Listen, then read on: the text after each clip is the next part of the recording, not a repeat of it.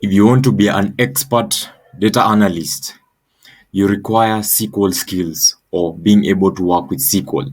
And here is a free certificate that you can get on Udemy, and you can learn SQL from A to Z.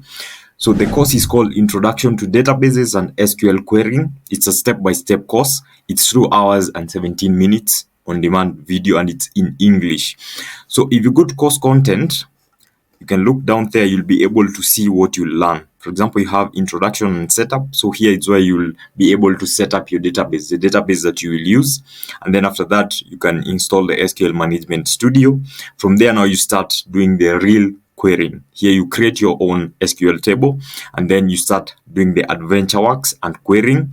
And then you go into deep dive into querying. And then from there, you'll do joins. Joins are very essential for any data analyst. So you'll also be taught joins. So there is a lecture on joins there, 37 minutes.